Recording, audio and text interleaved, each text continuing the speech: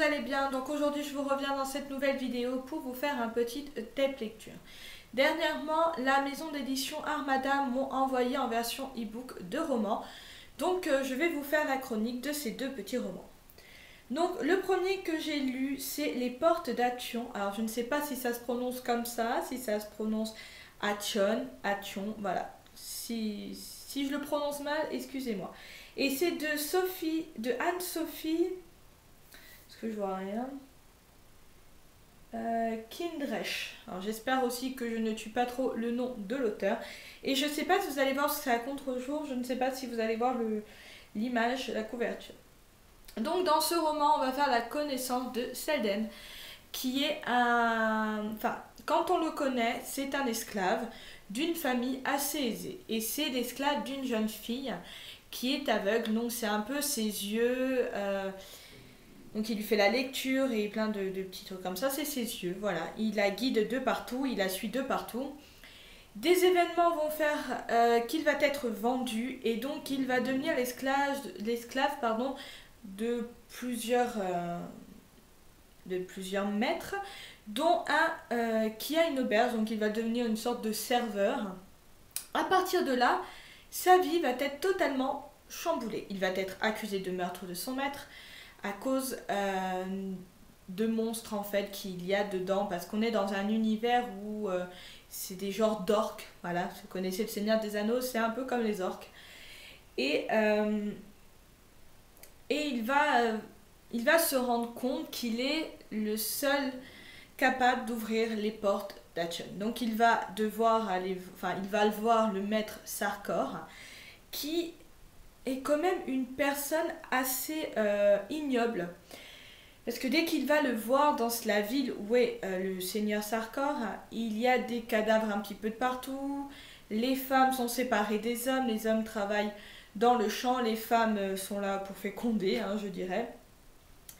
Et voilà, il va avoir toute cette horreur et du coup il ne va pas savoir s'il va... Enfin, il va hésiter sur le fait d'ouvrir ou non les portes d'Ation. Pour ce qui est de Selden, on se rend compte que c'est quand même un personnage assez fort physiquement et mentalement, parce qu'il va quand même subir certaines tortures, mais il va rester dans ses convictions, et du coup, voilà, c'est un personnage assez fort, même s'il a des moments où il est très très très triste, où voilà, il va quand même perdre des personnes. Bah, il est quand même là à dire non, je ferai tout pour ne pas ouvrir ces portes. Et voilà, pour ce qui est de Sarkor, lui, en fait, au début, on se dit, ah, ça va, il est cool. Et en fin de compte, non, c'est un vrai tortionnaire. Et on s'en rend compte petit à petit au fil de l'histoire. Il y a aussi les inquisiteurs qui, eux, veulent aussi avoir Selden, mais pour toute autre raison. Donc voilà, en gros il est ballotté entre deux camps, donc le camp de Sarkor où il y a des monstres et c'est un petit peu les enfers chez lui, et le monde des inquisiteurs qui lui promettent mondes et merveilles. Donc voilà, il est toujours entre les deux et il hésite pas mal. Pour ce qui est de l'histoire, je l'ai trouvé très très intéressante. Au fil des chapitres, on en apprend beaucoup plus sur le passé de Selden, parce que lui il en a oublié une bonne partie, et du coup on en apprend petit à petit sur lui, sur ce qu'est devenu sa famille avant qu'il devienne esclave, et on se rend compte que c'est quand même déjà depuis tout petit c'est un torturé quoi. Sa famille a eu pas mal de mésaventures aussi, et voilà, c'est pendant tout le long on a cette envie de savoir mais qu'est-ce qu'il va faire, qu'est-ce qui va se passer, et à la fin de chaque chapitre, j'ai eu du mal à le dire, hein, de chaque chapitre, on a envie de savoir la suite. Franchement, si vous aimez la fantasy, je vous le conseille infiniment, enfin infiniment, c'est pas français, je vous le conseille énormément plutôt, parce qu'infiniment c'est pas... je vous le conseille vraiment, et voilà, donc c'est aux éditions Armada. Je connaissais pas du tout cette maison d'édition, mais je suis énormément surprise par cet auteur. Et la fin, franchement, ça vous donne envie de lire la suite s'il y en a une. Franchement, si elle n'avait pas dans l'idée d'en faire une suite, fais-le, hein. Parce que franchement, voilà, j'ai été vraiment dans le livre. Voilà, au début, j'ai eu un petit peu de mal. Je me suis dit, ça ça va être déjà pareil, il va y avoir des monstres, des fées. Mais en fin de compte, elle a réussi à s'approprier cet univers, son univers, et on se rend compte, voilà, elle sait de quoi elle parle. Et franchement, voilà, c'est un livre que je conseille pour les fans de fantasy parce qu'il est énorme. Et donc, pour le deuxième roman que j'ai pu lire grâce aux éditions Almada, ça traite des zombies. Donc, c'est Wake the Day de Frédéric Zillinder. Alors, je ne sais pas si ça son nom comme ceci. Et vous avez donc la couverture, je ne sais pas si vous allez la voir. Donc, là, c'est un livre que je n'ai pas hésité à prendre, étant une très grande fan de zombies. J'ai pas du tout hésité à prendre ce roman. Et j'ai été quand même un petit peu déçue parce que c'est du déjà vu en histoire de zombies. Euh, Moi j'aime bien les romans de zombies qui sont un petit peu originaux quoi. Et, et là non, ça aurait été comme Ennemi où c'est les parents qui meurent, enfin qui meurent, qui se transforment en zombies et que c'est les enfants qui restent normaux. Ça va. Là, c'est un film où c'est des zombies qui attaquent une fête foraine. Voilà. Schéma classique. Pratiquement toute la population de cette petite bourgade meurt. Il y a quelques survivants qu'on voit chaque chapitre parce que c'est un chapitre par survivant en fait. Et j'aime pas trop cette mise en page parce que j'ai tendance à m'emmêler beaucoup quand il y a trop de persos.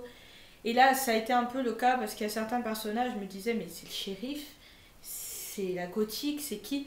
Parce que dedans, vous avez le shérif, son adjoint, un mec qui était dans une cellule, on a le quarterback, la pom-pom girl, on a la gothique, on a le musicien, on a la mère de la gothique, et je crois que c'est tout. Donc en tout, on doit avoir 8 ou 9 personnages, et je trouve déjà un petit peu trop quand ils sont éparpillés un peu de partout sur l'île. Mais sinon, pour l'histoire, voilà, c'est des zombies qui viennent des tombes des morts. C'est pas un qui en a contaminé un autre, ils sortent tous tels des morts vivants classiques, pas des zombies. Et ils sont dirigés par une personne. Pour ce qui est de l'histoire, voilà, ça reste assez classique, hein. Je crois que le mot classique va revenir assez souvent dans cette chronique. Mais c'est du classique, voilà, il n'y a pas d'autre mot. Si vous aimez les zombies, enfin j'ai quand même aimé cette série, mais même si je trouve qu'on les décrit pas assez bien les zombies. On sait que de temps en temps on lit qu'il y en a qui sont plus frais que d'autres hein, par rapport au nombre d'années que le cadavre a vécu sous terre, mais on vous les décrit pas vraiment, et il n'y a pas vraiment de scène un peu gore peut-être. Mais voilà, c'est comme un très bon livre de zombies, ça reste sympa à lire, mais ça m'a pas vraiment coup de cœur, quoi, transcendé ou émerveillé. Voilà, je ne sais même plus quel mot faire.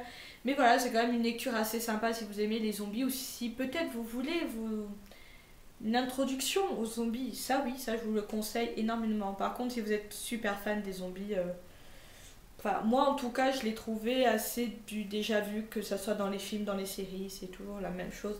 Dans un sens, vous allez me dire, les zombies, ils peuvent faire quoi d'autre?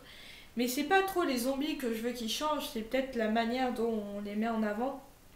Et du coup, ouais, c'est pas, voilà, j'ai pas vraiment aimé ce roman. Enfin, je l'ai pas détesté, je crois que je lui ai quand même mis une note au-dessus de la moyenne, enfin, au-dessus de 10. Mais par contre, je ne critique pas l'écriture de l'auteur. Ça, il écrit bien, il décrit quand même assez bien certains trucs, enfin certains moments, certains passages du roman.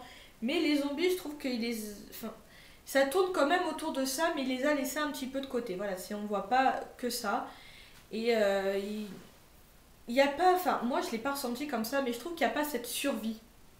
La survie qu'ont certains personnages façon zombie. Voilà, je trouve pas qu'il y a voilà, cette survie de zombies, d'attaque de zombies, il n'y a pas. Voilà, je l'ai pas vu. Sachant que ça dure, je crois, qu'une soirée. Donc ils doivent juste se battre pendant une soirée. Voilà. Et je ne sais pas, la fin laisse un peu vague aussi.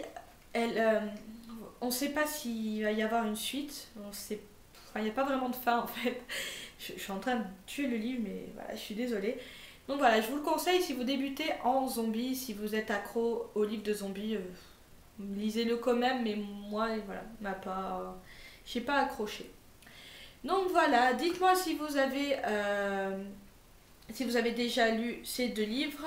Je remercie encore une fois la maison d'édition Armada pour leur confiance de m'avoir envoyé ces romans. Et voilà, je vous fais de gros bisous. N'hésitez pas à commenter, à liker, à vous abonner. Tout est gratuit et je réponds au plus vite. Je vous fais de gros bisous et je vous dis à bientôt. Ciao.